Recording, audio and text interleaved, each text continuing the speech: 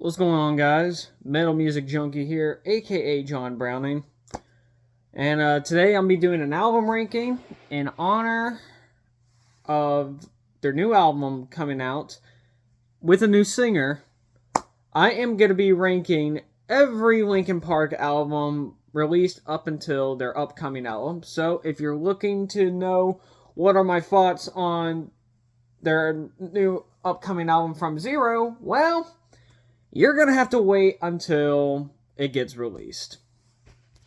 So yeah, be ranking every album from worst to best. Before we start, I hate to make disclaimers like this, but this is my opinion. If you don't agree, that's fine. Let me know your album rankings down below.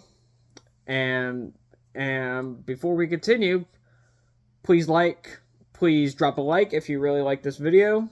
Hit subscribe if you want to see more videos from me, and hit the notification bell so you'll get notified every time I drop a new video. So without further ado, let's begin. So coming in at the bottom for me is One More Light, unfortunately. Released in 2017, this was their final album with Chester Bennington on vocals. And it was very divisive. A lot of negative responses came from this, and then we all know what happened. I'm personally not a fan of this album, not because it's a pop album, because I like plenty of pop music. It's just not a very good pop album, but I will say there are some decent moments on that album, being the title track, Nobody Can Save Me, and Battle Symphony. I think those are decent songs, but other than that, I don't really return to this album at all. Kind of sucks that it is their last album with Chester, but that is what it is. So at the bottom, One More Light. Coming in at number 6 is Living Things, released in 2012.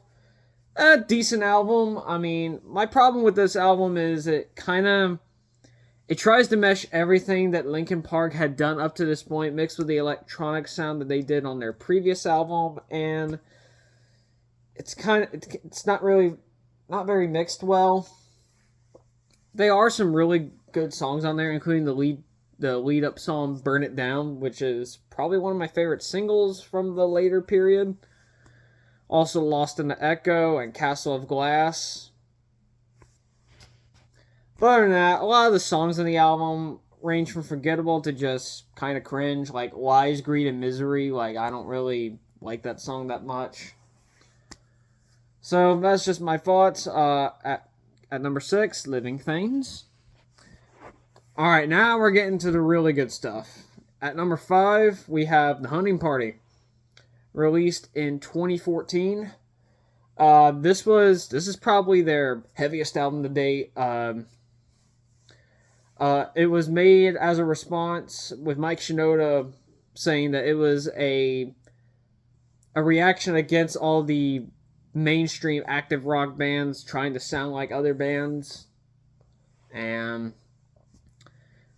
it definitely sounds Linkin Park at their most heaviest and probably one of their most pissed off periods yet. Chester's vocals sound really unhinged on the album, and it's got a lot of great moments, including some really good guest features, including Helmet's Paige Hamilton, System of a Down's Darren Malakian, and Rage Against the Machine's Tom Morello.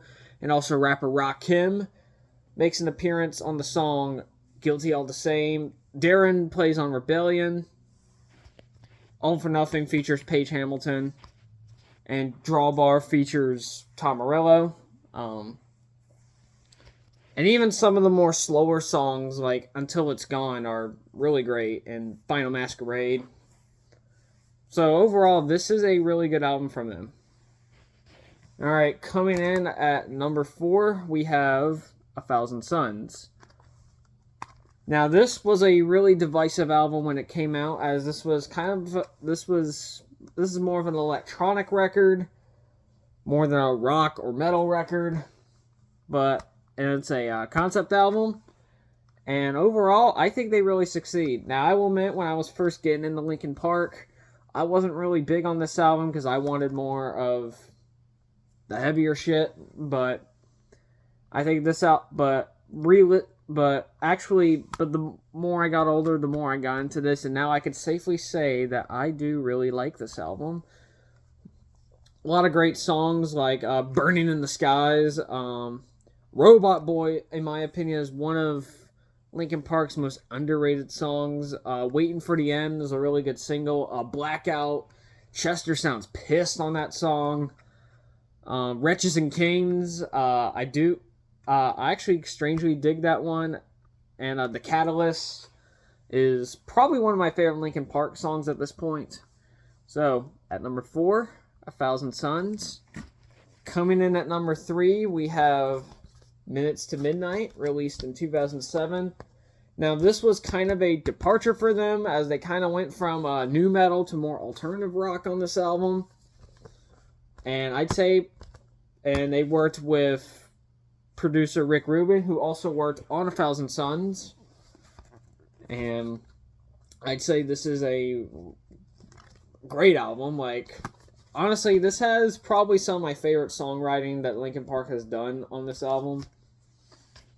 I mean, you have Wait going into Giving Up, which one of their best songs, followed by another one of my favorite songs, Leave Out All the Rest. And then you have Bleed It Out, Shout Out the Day, and What I've Done. All amazing songs. Those are just the singles. And No More Sorrow, Valentine's Day, and The Little Things Give You Away. Those are some of my favorite deep cuts that Linkin Park has, and also do kind of like Hands Held High. So yeah, overall, this is a really great album. Alright, coming in at number 2, I got Hybrid Theory. Now, some people are like, why isn't this number 1? Well, there's one more album I like better than this, but this is an amazing debut. Probably one of my favorite debut albums of all time. Like honestly, like, this is just perfect. I mean, Paper Cut, One Step Closer, With You, Points of Authority, Crawling, Runaway, By Myself, In the End, Place for My Head, Forgotten, Pushing Me Away, and I even like Cure for the Itch. I used to not like that one when I was first getting into Linkin Park because I wanted more, like I said, I wanted more of the heavy shit, but as I got older, I grew more to appreciate that song, and yeah, this is just a really great album. So yeah, at number 2, Hybrid Theory. And then coming in at number 1, we have Meteora. Now, how do you follow up one massive debut album like Hybrid Theory? You do it again, expand their sound, and do it better. Honestly, I think this is a step up from Hybrid Theory. Hybrid Theory is still amazing, but I like this a lot more. I mean, the hits hit harder on this album. The deep cuts hit harder. Like, everything about this album just hits harder. Like, the title track, Don't Stay, honestly has one of my favorite lyrics of any Linkin Park song. And also, the singles, Somewhere I Belong, Lying From You, From the Inside, Numb, Breaking the Habit, Faint.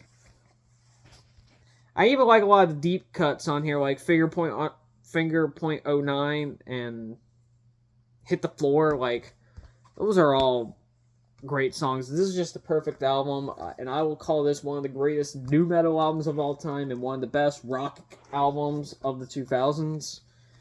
So yeah, Meteora by Linkin Park is number 1.